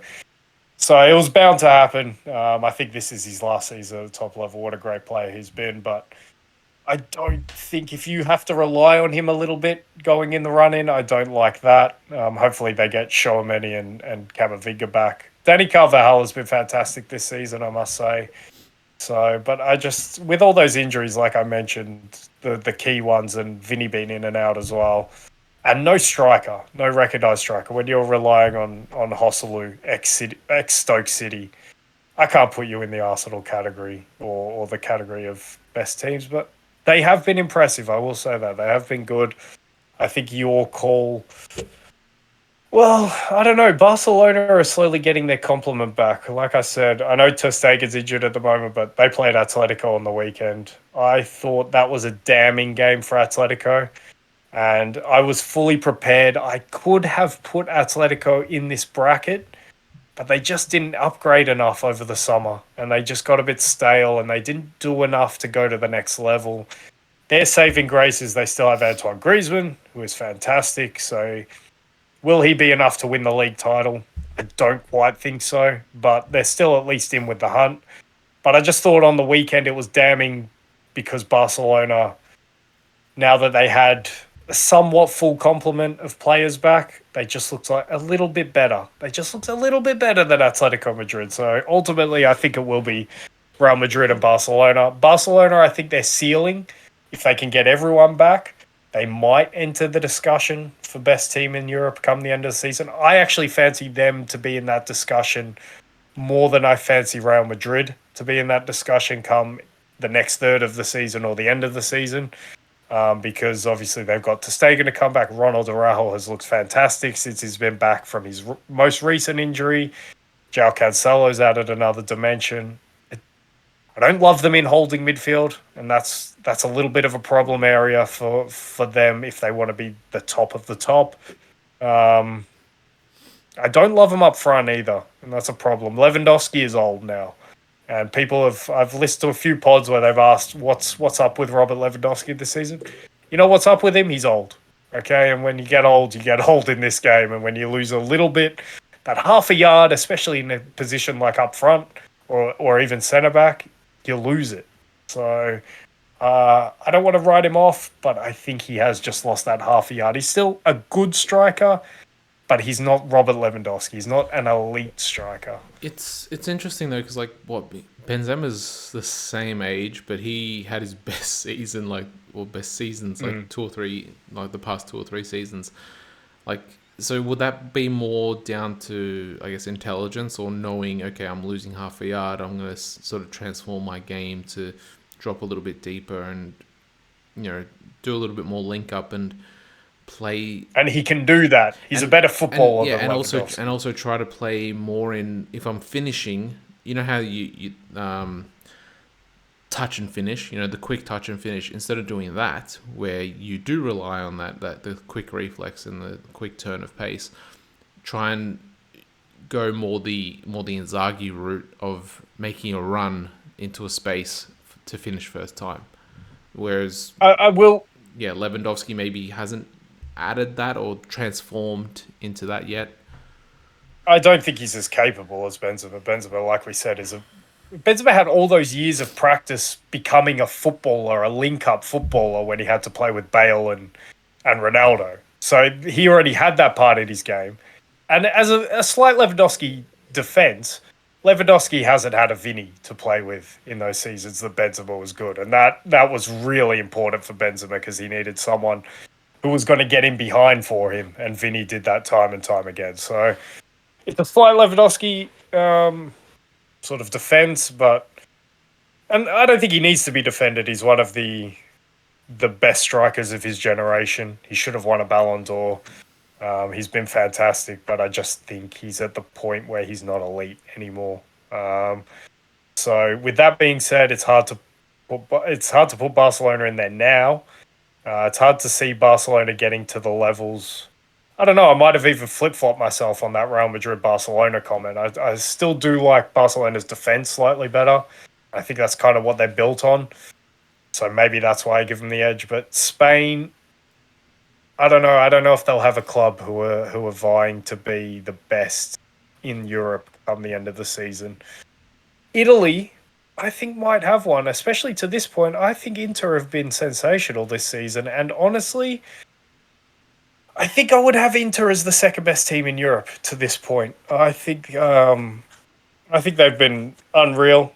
I think they've carried on that momentum from last season, that confidence of making a Champions League final and being really competitive in the Champions League final as well. And on another day, they could have won the Champions League, in all honesty.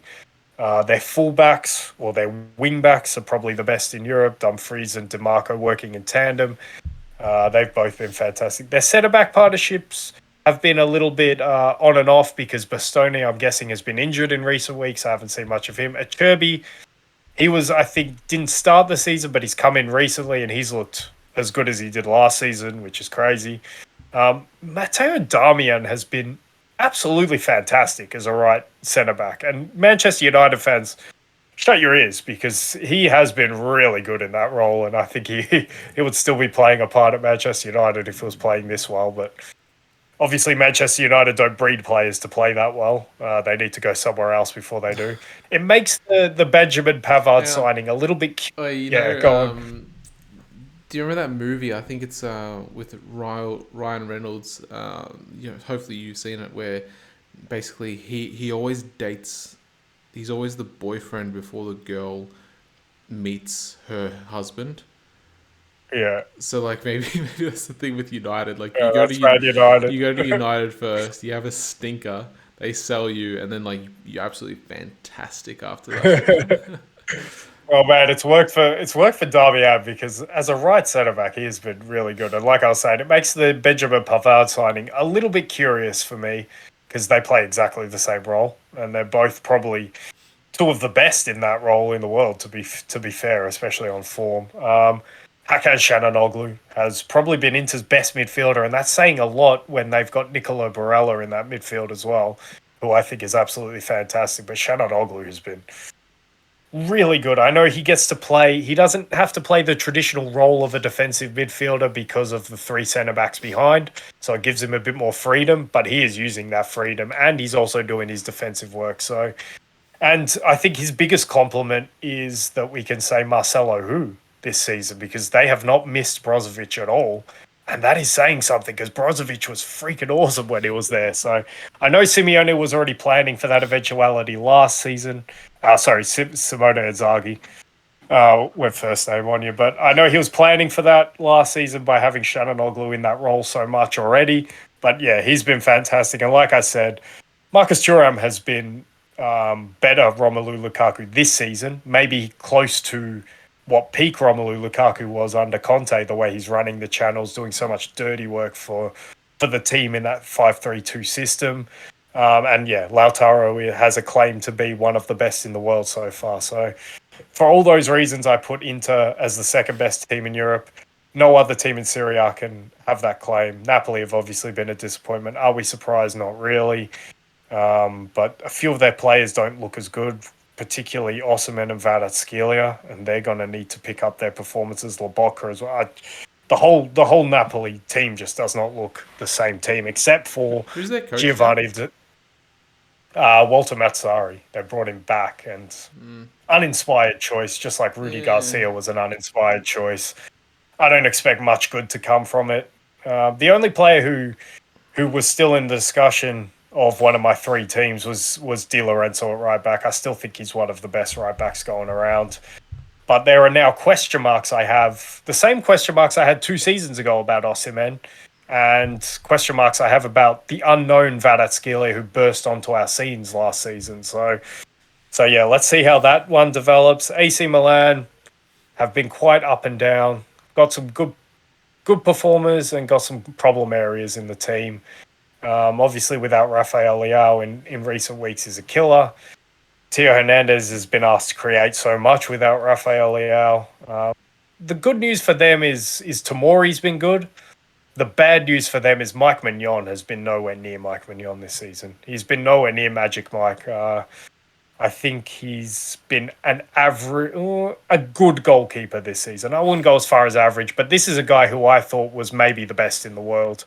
He's not hitting those standards this season, so that's not good for them. And it probably rightly so puts Juve as the second best bet in this league, and that's not a good sign for Italian football because Juve haven't been great this season. They've been Juve. The good news is Chiesa's been really good for them, and he's starting to create in that second striker role.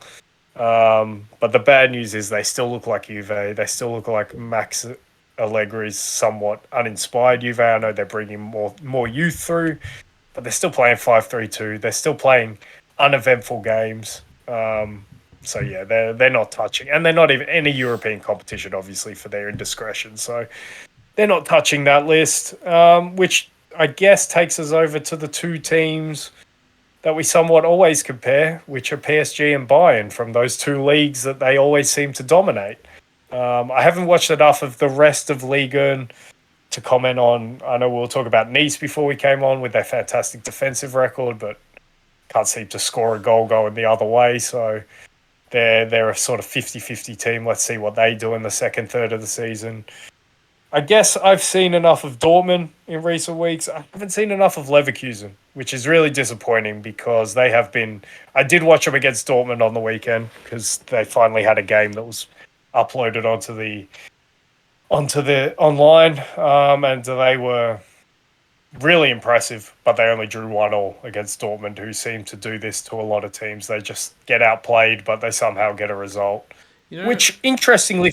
Yeah, go on. Just while you're on Leverkusen, the commentator, when I was watching the Arsenal game, I think when they scored when they won against Wolves, I think Arsenal joined. There was 3 other teams who reached 100 goals in this calendar year. Can you name the 3 besides Arsenal?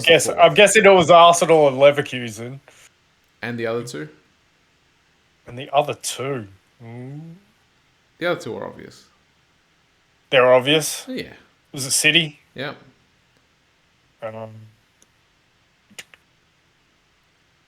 Obvious, you say? Was it PSG? Nah. Okay. Was it? Inter? Bayern. Bayern. So Bayern, but Leverkusen was the 3rd, and then Arsenal was just the 4th now to reach 100 goals in this calendar year. So, and that's testament to Leverkusen. Exactly, and to the job that Xabi Alonso is doing there. I was actually surprised by that. I was like, wow, like Leverkusen have scored 100 goals like this year. Yeah. Like in 2023. Yeah. And the whole time against Dortmund, I was thinking, man, if this team still had Moussa Diaby instead of Jonas Hoffman, this would be a real team, because Alonso has somehow transformed the defense. I thought Kasunu was immense against Dortmund. He was so good at right centre back. I thought Tapsoba and Tar look solid, which you can't always say, especially about Tapsoba. The wing-backs are the jewels in that Leverkusen crown, Frimpong and Grimaldo. I was very surprised that they got Grimaldo from Benfica. I thought there would be more of a clamour for his signature because he's such a creative sort of left wing-back, left-back. But the player... I'm just looking at the stats from that game now. 23 shots on goal. They 69% possession. How did they not? They dominated them. To be fair, their final ball wasn't great all game, but they killed Dortmund. Do you remember a couple of years ago when we coached? Well, I assisted in coaching that game against Peninsula Strikers. I think he finished 0-0. Yeah. The ball just wouldn't go in. I like when I see this where it's like 1-1 and like there's like 20 plus shots. It's I automatically know it's just one of those games where like the final ball is just it's missing like a centimeter off the striker's toe to get a good touch or something like that. Maybe the post was hit a couple of times as well, which counts as a shot not on target. Like when I see this, I'm like, it's just one of those games, like one of those anomalies. Yeah, and they had a close goal disallowed as well. Fleury Verts scored a great goal. He's been great this season. We'll probably touch on him. Well, from what I've seen of Leverkusen, admittedly it hasn't been enough. But we know he's a great player already. And the one who really impressed me on the weekend, apart from if Xhaka had his shooting boots, in fact, Xhaka might have taken half of those shots, by the way. And if he had his shooting boots, they might have won the game. But his midfield partner, Ezekiel Palacios, I thought was fantastic. He looked like in that mold of a player being able to do two players' work in that midfield.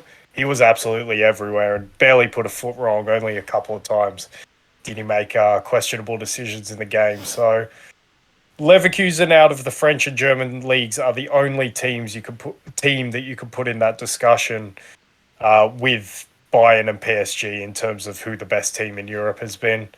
Bayern, look, for all the criticism of Bayern, for all the criticism Tuchel's been getting this season, rightly or wrongly, I think it's gone a little too far personally, and I was the first one to jump on maybe not criticizing Tuchel himself, although at times he deserved it, but at criticizing the decision to bring Tuchel in. I think it's gone a little bit too far in terms of how much he has to deal with, because I would probably put Bayern as my third best team in Europe, which maybe is about par for the course, given they have who we believe is the best player in Europe. They maybe should be doing a little bit better, but that's hard to say when they've got the defensive record they got in the league. They've only drawn 2 games. They haven't lost a game. They've won the other 11. Kim Min-jae has obviously been a great signing. Deo Upamecano looks a better player because he gets to play next to Kim Min-jae as well, and he looks like the player that I think we both wanted to see succeed, but who was nowhere near it last season. Well, Upsi you Meccano, wanted him at obviously. Liverpool Well, a couple of I years just back, thought he was a good centre back, and but and he you just wanted him had a. to partner Virgil I think it would have been good. I think back when he was we got the at other one. at We got Leipzig. Kanate.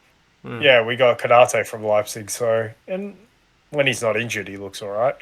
But yeah, Bayern have left themselves short at right back, which is a questionable decision. I'll be interested to see if that stings them in the tail. But they've got Neuer back now behind those 2 centre backs. They've still got Alphonso Davies. I know that they wanted João Paulinho. They didn't quite get him. But the midfield, Conrad Limers looked good in recent weeks. And then Leroy Sané, for me, just continues to look brilliant and then look uninterested, which really annoys me. Kingsley Coman, I thought would be a little bit better than what he has been to this point, but he's still been pretty good. The big disappointment for Bayern is that they can't seem to get Jamal Musiala on the pitch to form that partnership with Harry Kane just yet. I expect to see that in the coming months to the end of the season. If they can do that, then they have a great chance of being the best team in Europe come the end of the season and winning what they want to win, even though they've already been knocked out of the cup. So yeah, Bayern have a tremendous upside, I think. PSG, I'm not sure about. I don't know about PSG. Yeah, I I'm not think, too. I'm not. They're probably worse this season. No, well, they're worse than what they started last season, but they're better than what they finished last season. They finished last season I can terrible. see. I can see some form of team play and a little bit more solidity in the midfield, but the midfield is still The midfield, yeah, it's not good still enough. it's still not great. And oh man, and Dembele, But man, it's a lot closer. It's a ah, lot closer, that midfield, because I got to say, I don't know how long Zaire Emery is out for, but he was unreal to this yeah, point but of the season. And Ugate's Dembele functional. He gives Dembele them is something. horrible, man. He just doesn't He's have. not He's horrible. He's all horrible. over the He's place. wasteful. He's wasteful. He he's wasteful, but then he does unbelievable things like he did against Monaco for the first goal the other week. He's Dembele. He's Ousmane Dembele. He is a jack in the box. I don't like Whenever him. he gets the ball, he could do something unbelievable, or he could do something unbelievable the other way, I don't like which him. is just has you questioning. That's fine, but I think to call him horrible. I think is a If I little was bit a coach, far. I wouldn't want a player like that in my team. I think I still would because, especially off the bench, someone who can create a spark out of nothing. Nah, I'm Someone alright. who, he's, I'm alright, son. I think, You I you think could take PS, him. I think, well, he wouldn't be my first choice. Don't get me wrong. He wouldn't even be my Um, second choice. I think you're right on PSG though. There's more of a semblance of team play when you put the players, when you take the players out that they took out and they put the players in that they put in. I think that's only natural to see. But yeah, I think your point as well when we were talking about best players in the world that Kylian Mbappe hasn't quite been that great, I think is fair as well. And if he was that great, I think PSG would have an argument. I think PSG would already have qualified through the group, their group, which somehow Dortmund have qualified. I say somehow, but I'm doing him a discredit because I thought you could tell after the game at St James's, Dortmund just have Newcastle's number. They just feel comfortable against Newcastle somehow. And it was really sort of eye-opening for me to see because I thought Newcastle were the better team out of those two. But Dortmund just looks so much more comfortable against Newcastle. And they won that pivotal back-to-back, and they I guess rightly so, are through this group. Hang on, since we're But just yeah, on that quickly, PSG because it goes off head-to-head record. So PSG need to win to go through. If they don't win, but Newcastle win. So if PSG draw and Newcastle win, Newcastle go through. Because they're on 7 points, Newcastle's on 5, so they'd be on equal points.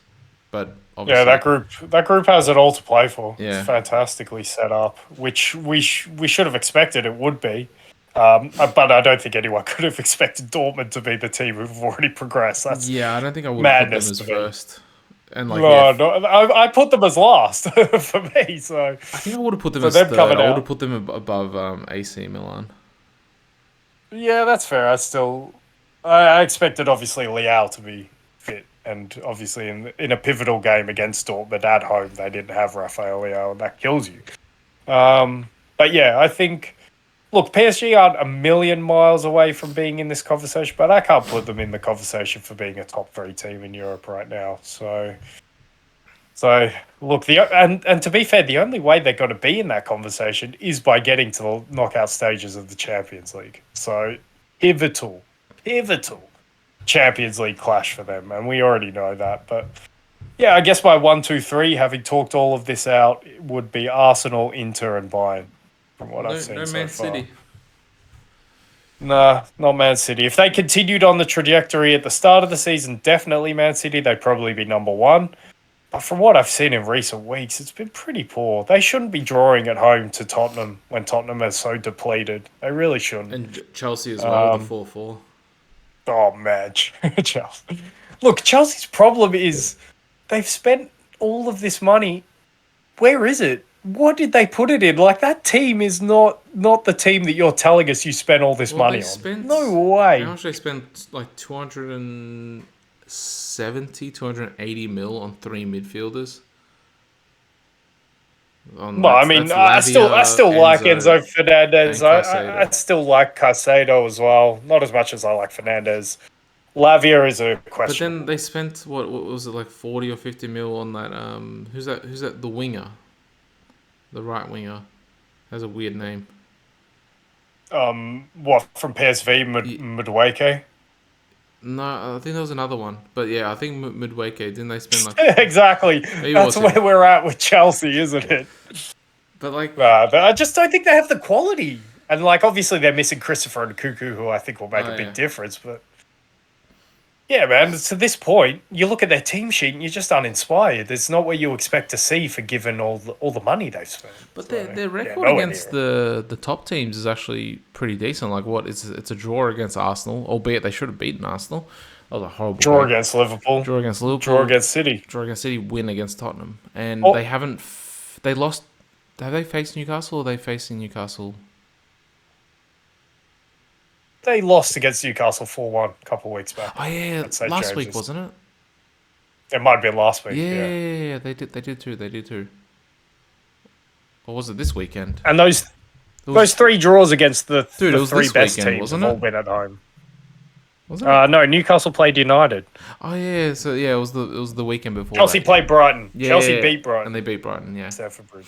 Yeah. Um. But yeah, I Yeah. don't know. Do you have any more thoughts on? I think that wraps up what we've seen so Yeah. far, That pretty or much what right. I've seen I think so far yeah, football. that's a bow on it, I reckon.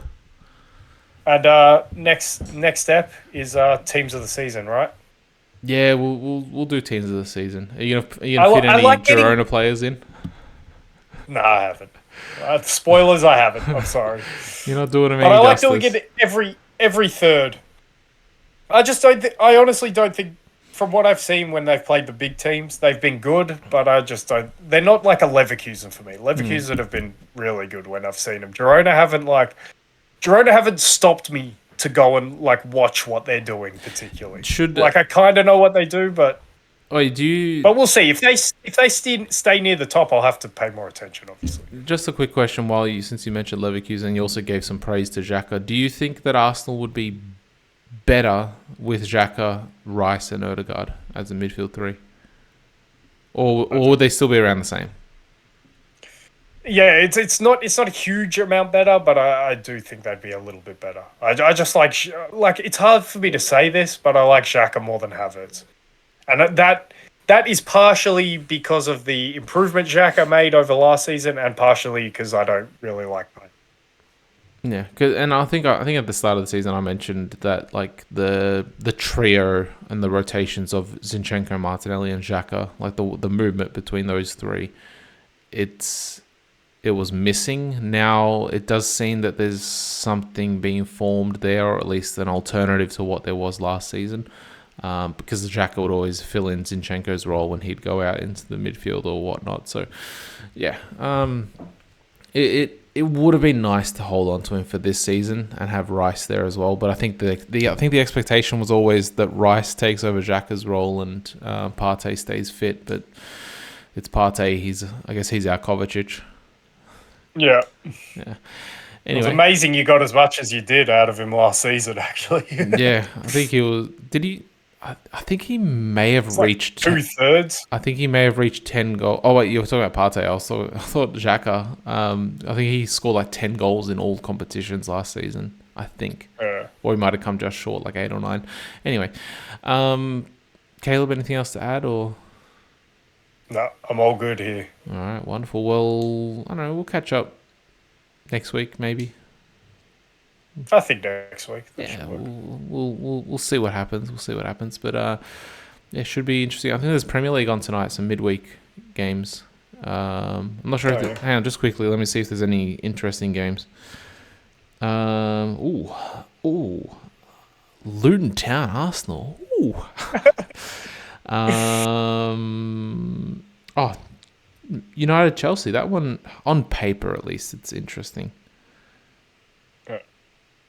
It could be an interesting game, actually. It could be very chaotic, knowing these two teams. Yeah, you always tune into a United Chelsea. Wait, who do you got? Especially when you're a Val vintage. Yeah.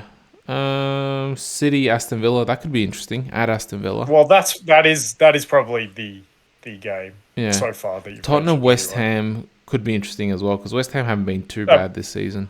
Yeah, that will probably be a fascinating Yeah, one as could be well. a fun watch. So there's pretty good games on today and up until Thursday? Yeah, today, tomorrow, and Thursday. Anyway, Caleb, we will catch up next week, early next week, something like that. So viewers, beware or be alert, and thank you for tuning in, and make sure you subscribe, like, comment, all that good stuff, since we are back. And thanks for coming, and bye for now.